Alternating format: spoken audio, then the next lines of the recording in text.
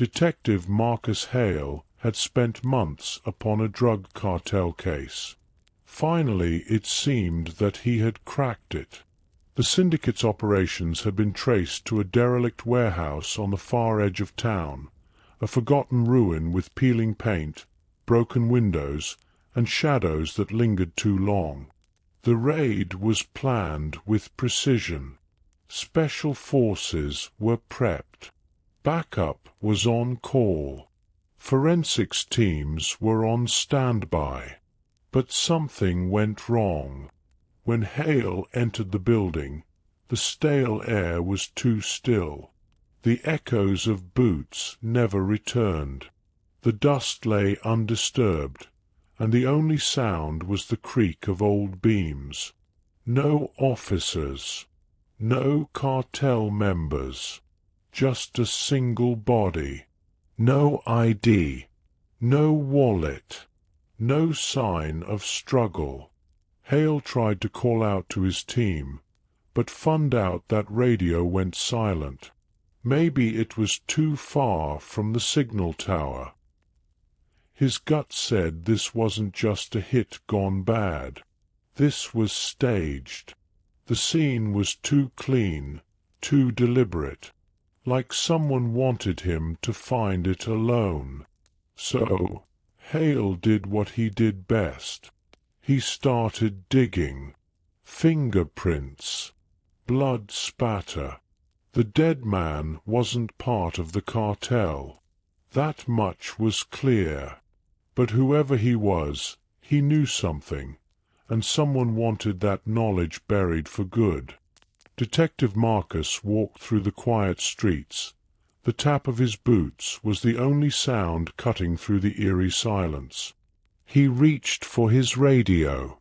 Static. He tried his cell. No signal. Not even a flicker. Odd, but not impossible. Maybe a tower outage. But it wasn't just the tech. The town felt off. Streetlights flickered unnaturally, casting shadows that didn't quite match the shapes around them. Stores that should have been open had their shutters down. A man at the corner newsstand stood perfectly still, his eyes blank, his lips moving without sound.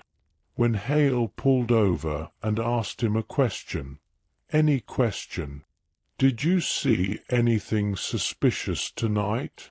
the man only tilted his head slightly and whispered, "It's always been this way, hasn't it?" At the diner, the waitress stood behind the counter, her hand motionless over an empty coffee pot. When Hale asked where everyone had gone, she smiled faintly, then stared through him. "You're not supposed to be here yet." Confused and unnerved, Hale returned to the police station, expecting order, structure, reality. What he found was worse. The station was dimly lit. Phones rang but were never answered. Desks were half occupied. Paperwork lay scattered. The clack of typewriter keys echoed from an empty interrogation room. A couple of officers wandered aimlessly, eyes dull, murmuring fragments of old conversations as if trapped in loops. No one acknowledged him directly. No one questioned the blood on his coat. The front desk sergeant stared at a blank screen, fingers twitching as if typing something long forgotten. But Hale, compulsively, obsessively, went to his desk and started working. The murder case was the only anchor he had left.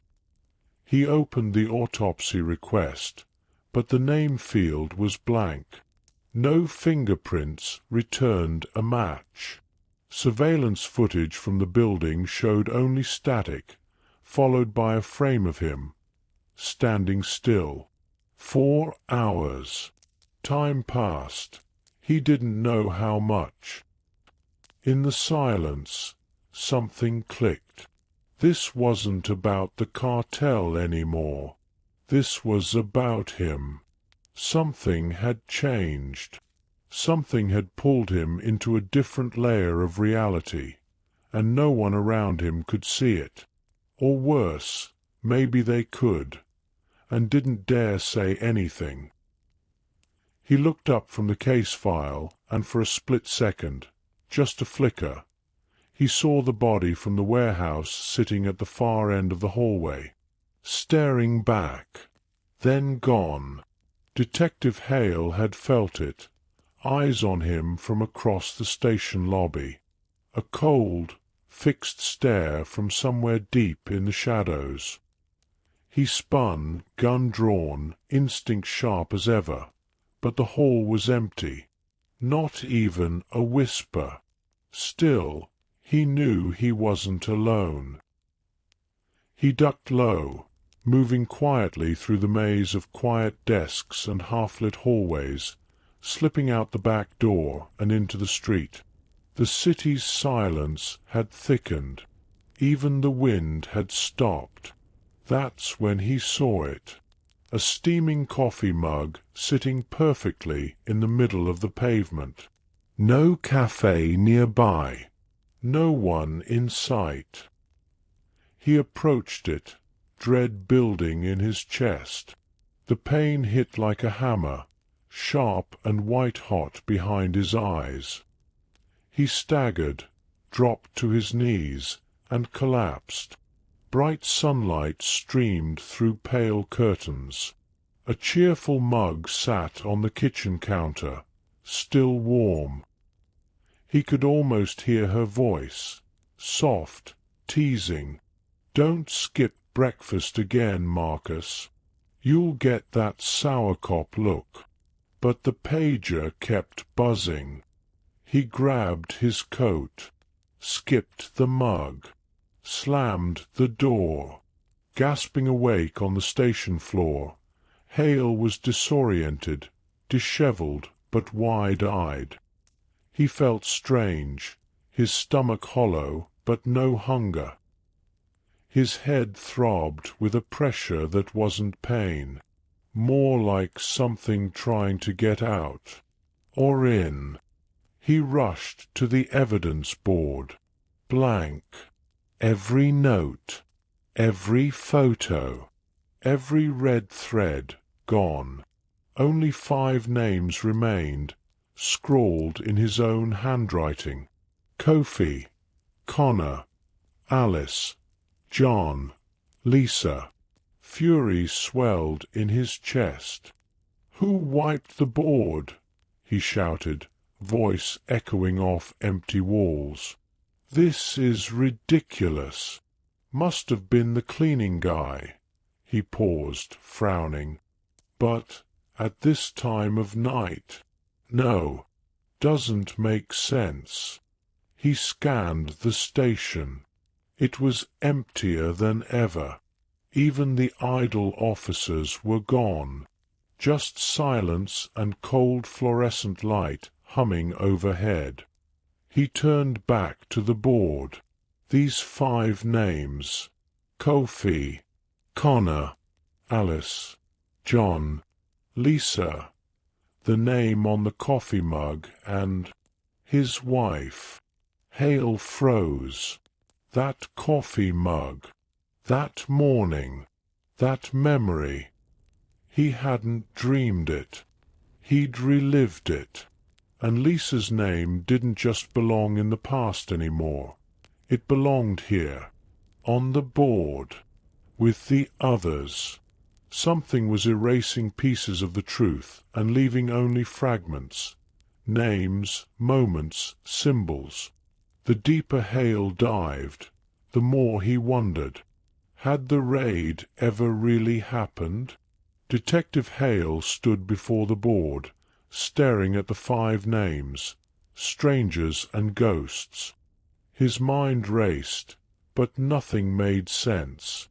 He didn't know these people. Not truly. Their names tickled something at the back of his brain, like faint voices behind a wall. But no images came. The precinct was nearly dark now. Just the quiet crackle of old light bulbs and the distant creak of settling beams.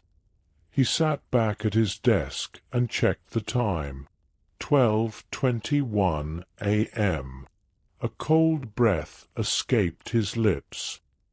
He ran a hand down his face. Maybe it was the fatigue. Maybe hunger. Maybe both. He told himself to go home to get rest, but his body didn't move. He stayed at the desk, flipping through papers that no longer had meaning.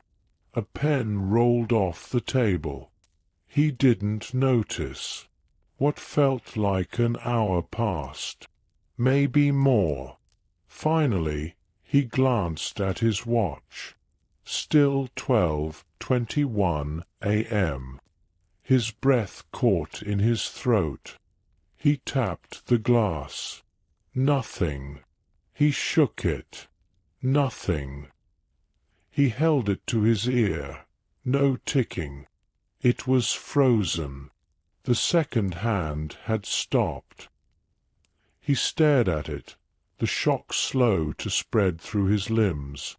That watch had never failed him. It was a vintage pulse chronograph, sleek, silver. It meant something. He frowned.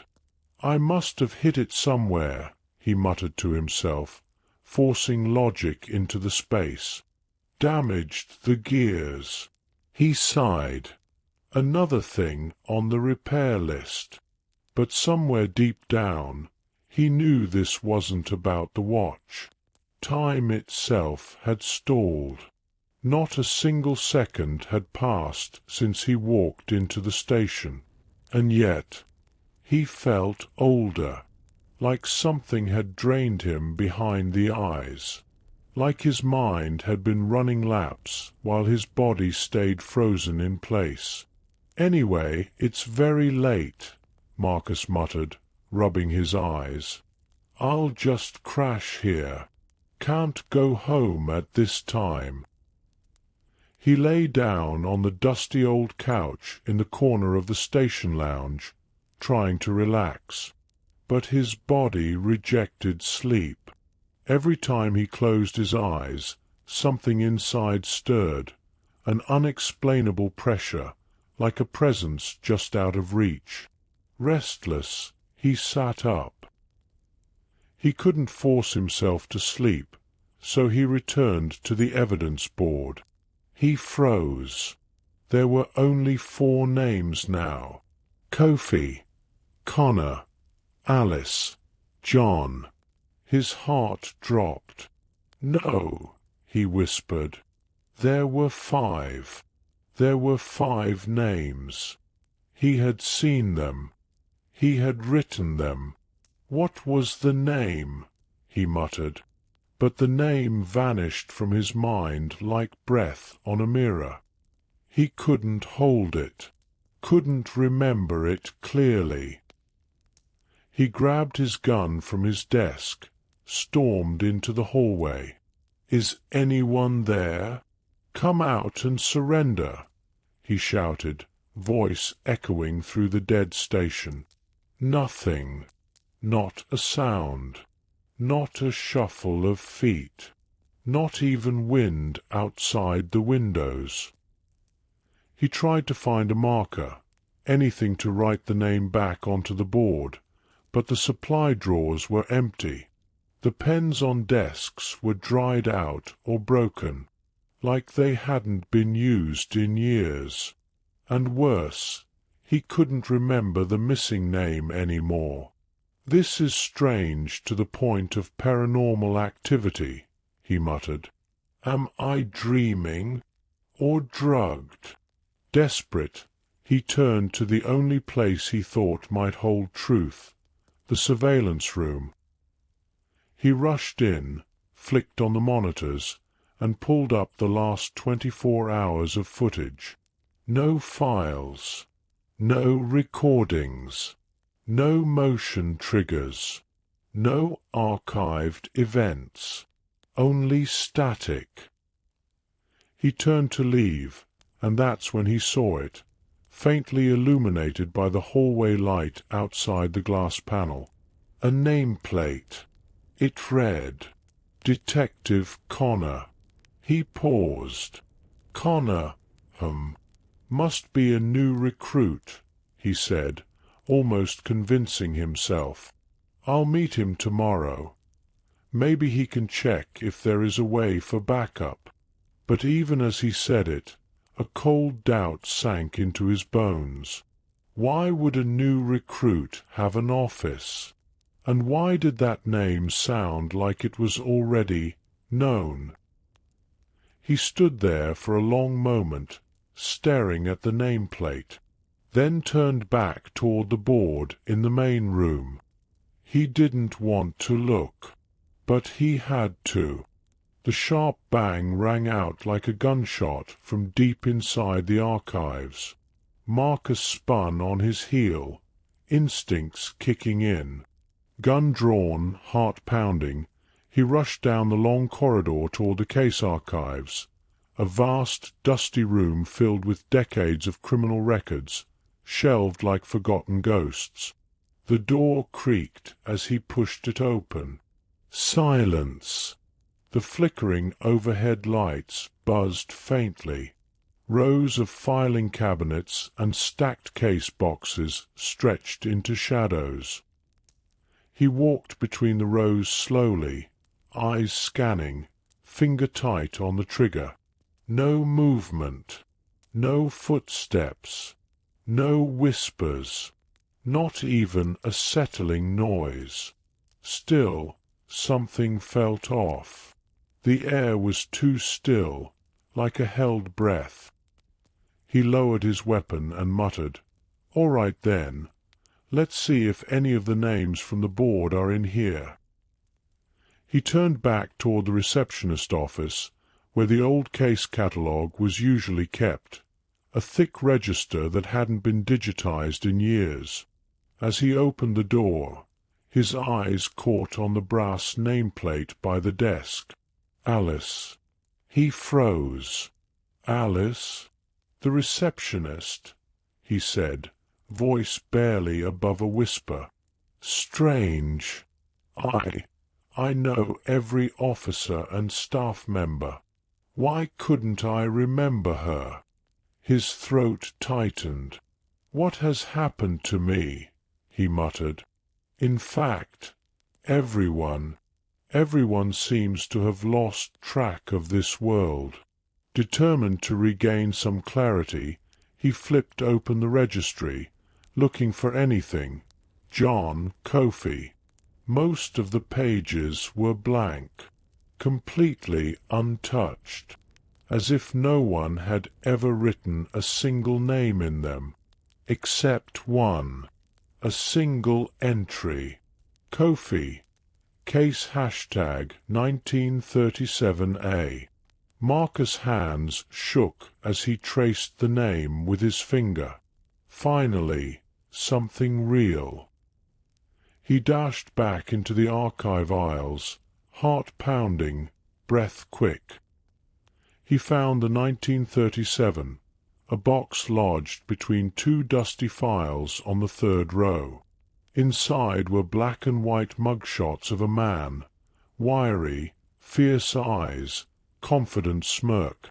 The label read, Kofi Emmanuel, Narcotics Kingpin, Priority Raid Target.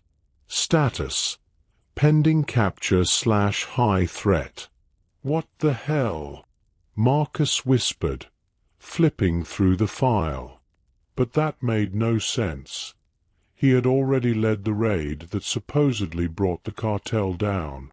Kofi was supposed to be dead, or captured. This file suggested otherwise. It didn't even mention a raid. He studied the pages intensely, trying to piece it together. Dates, details, statements. In his focus, he backed up a step, and his elbow knocked a neighboring case box off the shelf.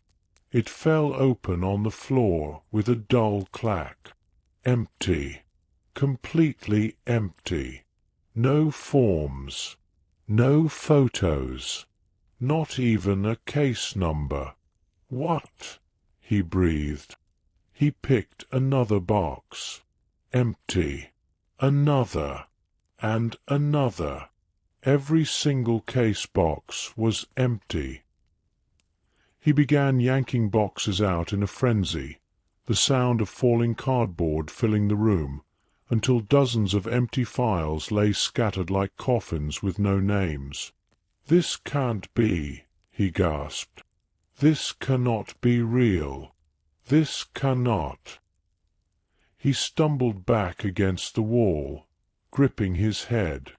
"I must be dreaming." But dreams don't erase history.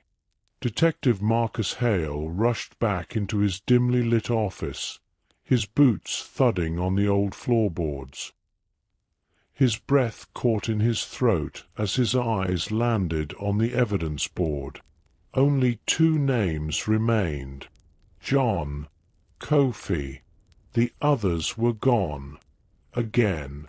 Not erased. Not scribbled out. Simply absent. As if they'd never been there. His heart pounded. "I just saw them. I know I did," he muttered. He squinted, tried to conjure the names from memory, but it was like chasing shadows in a fog. The harder he focused, the more they slipped away. At this moment, it felt like the board is only showing the names he can remember. "This is a dream," he said aloud, his voice cracking in desperation. "Just a lucid dream. I can wake up. I can wake up." He pinched his arm hard. Nothing. "Maybe I need a shock," he whispered, eyeing the window. "A jolt. Jumping from a height. Maybe that." He stopped himself. What if this isn't a dream? What if I really hurt myself? The idea lingered like a cold hand at the back of his neck. Shaken, he headed to the washroom, trying to center himself, to splash water on his face and snap out of it. He turned the old brass tap. Crack! A violent pop, then a blast of water surged from the pipe, spraying the wall and floor like a ruptured artery. "Ah! And I thought it couldn't get worse," he growled, shielding his face. The water gushed unnaturally strong, the color just slightly off, almost metallic, a strange shimmer under the flickering light. But Hale didn't notice. Not yet. Instead, his eyes darted to the mirror. His reflection looked back, but something was wrong.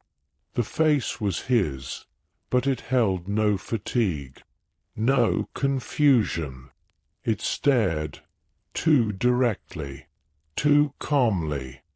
He blinked, and it was normal again. He turned away quickly, grabbing a towel to mop the water. "At least I know I'm not dreaming," he muttered. "You don't get plumbing disasters in dreams." But deep inside, he wasn't so sure anymore. The rules of this place were breaking down, and so was time, identity, memory. Suddenly, a noise behind him, a soft creak, the sound of a shoe brushing wet tile. He spun around. No one. Still, his hand instinctively moved to his sidearm. Someone was here. He felt it. This wasn't just a hallucination. This was a setup. Something, or someone, was watching, interfering, erasing pieces of the puzzle before he could solve it. "All right," he said under his breath, breathing heavily. If there's an intruder in this station, I will find you." He stepped out of the washroom, water dripping from his sleeves, and began checking room by room. But behind him, inside the washroom, the mirror still showed his reflection. Only now it didn't move. Just as Marcus Hale exited the washroom, the old static-speckled police radio crackled to life on the nearby desk. "This is Captain John from the old building on the outskirts. We need backup. Requesting immediate assistance." The message was short, urgent, and cut off suddenly. Marcus froze. "Captain John? He is our captain. Now I remember." Without thinking, he sprinted to the parking lot. Through the glass panel of his office, his eyes caught something on the board. Just one name remained now: Kofi. A chill slid down his spine. "Where did everyone go?" he whispered, his breath fogging the glass. He burst into the lot. Empty. Every squad car, every patrol bike, gone. Not even tire marks. "Damn it," he muttered, and without pausing, he broke into a run, toward the edge of town, toward the old building. His footsteps echoed in the empty streets. Along the way, his thoughts jumbled, his mind growing foggy. He knew he was heading somewhere, but halfway there he forgot why. Then who? Then what day it was?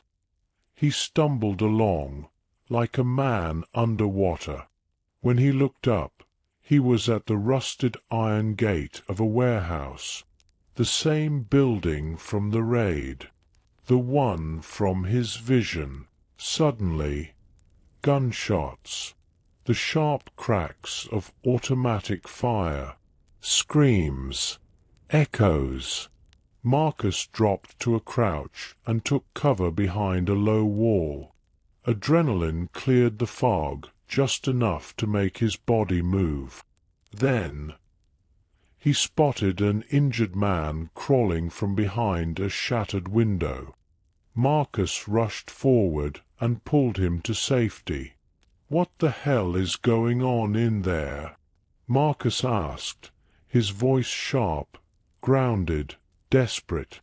The man clutched his side and shook, wild-eyed. "It was Kofi. It was Kofi. He slaughtered them, the three. We tried to stop him. He's cursed. He's cursed." He screamed louder and louder, veins bulging in his neck. "Calm down," Marcus shouted, grabbing his shoulders.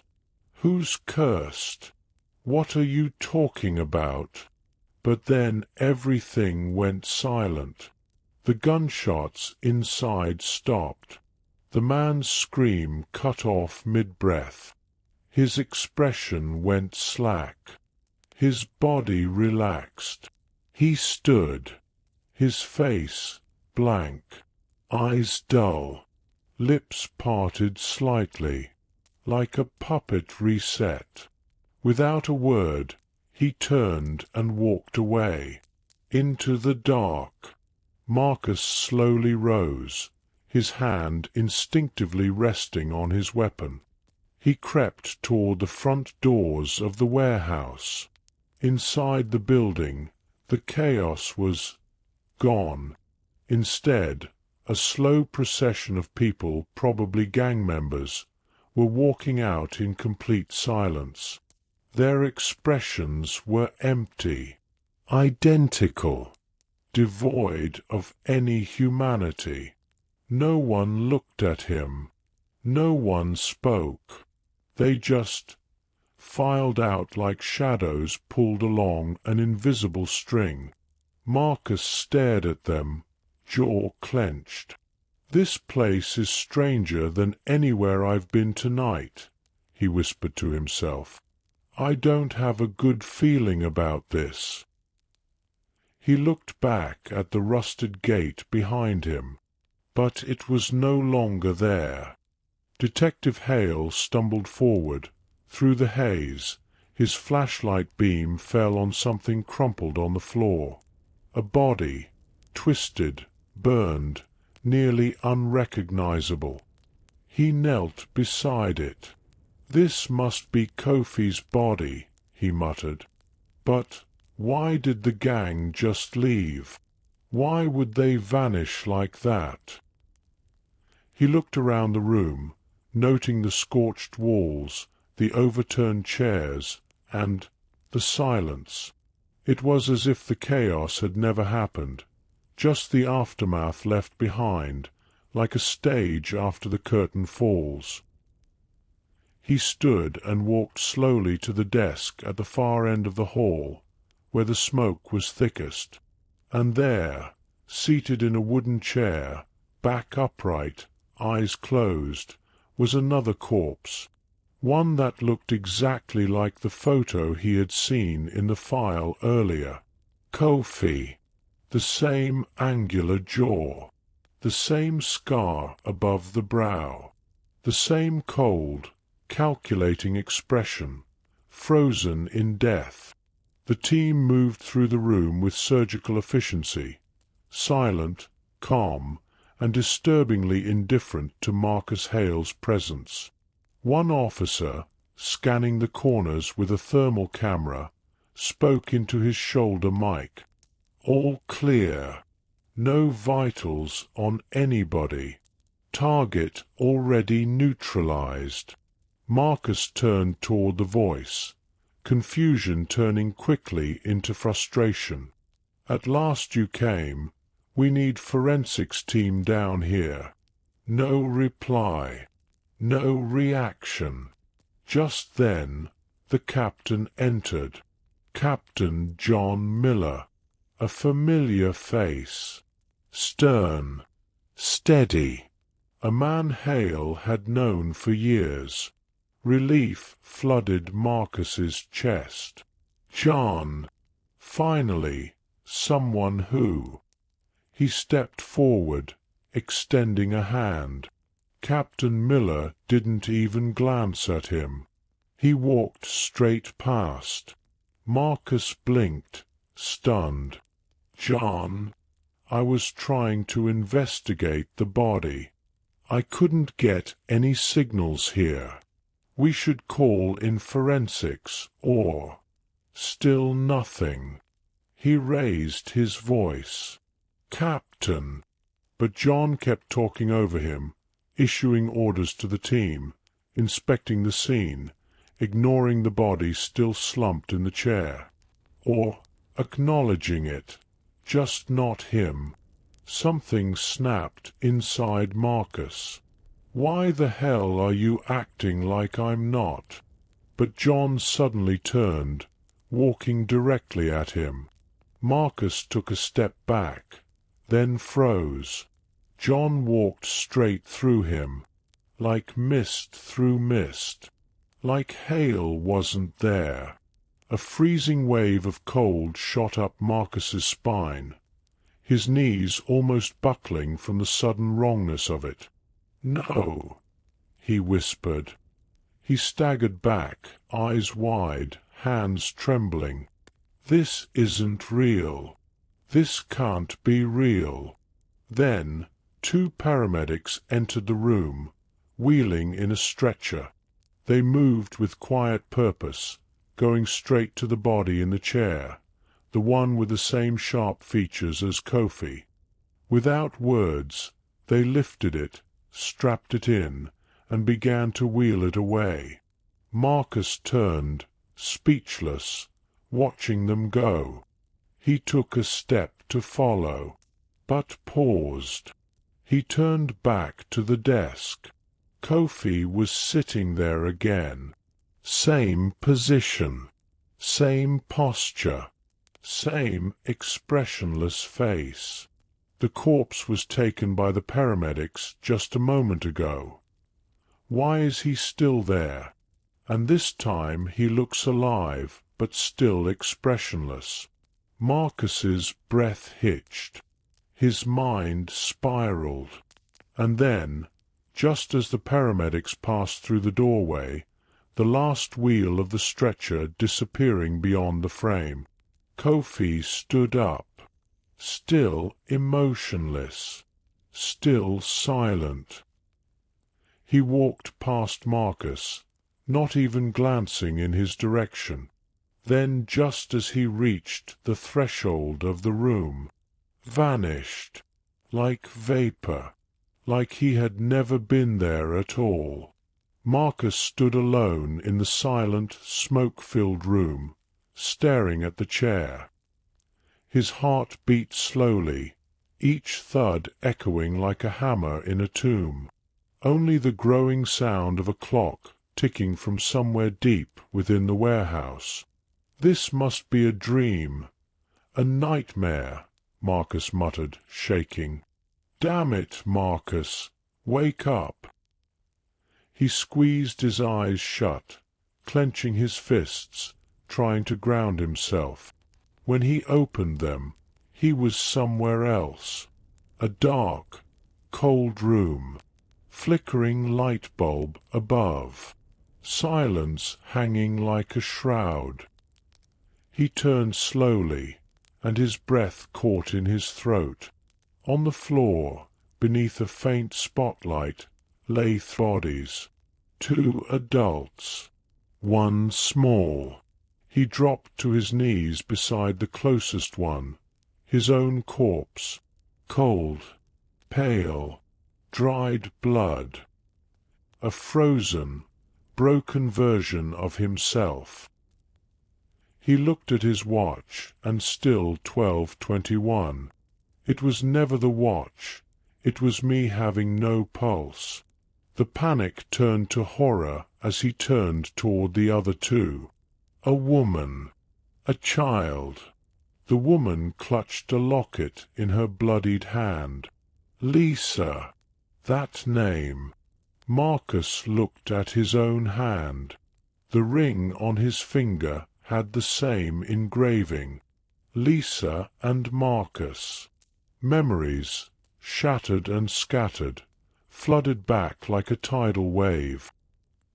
His wife and his daughter, who were kidnapped and used as leverage by Kofi's cartel during his investigation.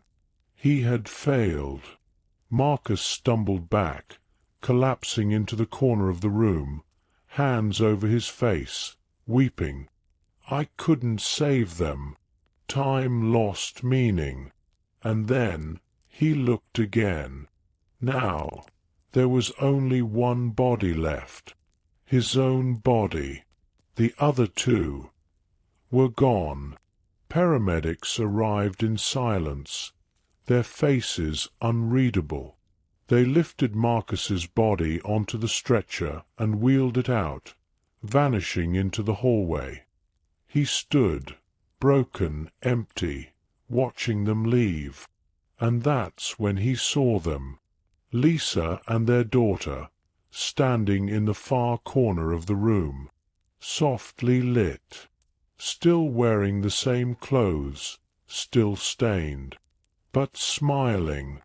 "We did it, Father," said his daughter, her voice a whisper. Marcus's eyes filled with tears. "Come, my love," Lisa whispered, reaching out her hand. "Hurry up. We'll explain later." Marcus stepped forward, slowly, shakily. He took her hand. His daughter slipped her tiny fingers into his. Together they walked out of the warehouse. Morning light spilled through the half-closed blinds in Officer John Miller's office. The soft hum of the TV filled the otherwise silent room. On screen, the news anchor's voice was solemn. In breaking news this morning, the entire cartel operating on the outskirts of the city was wiped out overnight. Early reports suggest that a fire broke out during a clandestine operation due to unknown reasons, releasing a concentrated mix of unprocessed toxins and hallucinogenic drugs. Sources say the cartel was involved in manufacturing a potent psychoactive substance, known for causing extreme fear and elevated adrenaline. Authorities believe the gang members, likely under the influence, suffered severe hysteria, some even turning on each other. It is reported that the cartel's leader may have inflicted fatal injuries upon himself during the episode. Officer John leaned forward, lips tight, eyes watery. In a tragic discovery, the bodies of Detective Marcus Hale, the lead investigator on the case, and his wife and daughter were found in the basement of the facility. Post-mortem reports indicate Marcus suffered blunt force trauma to the head. Traces of assault were also found in the other victims. Officials believe the family was kidnapped during Hale's investigation and perished during the chaos. God bless their souls. The report faded into a promo teaser.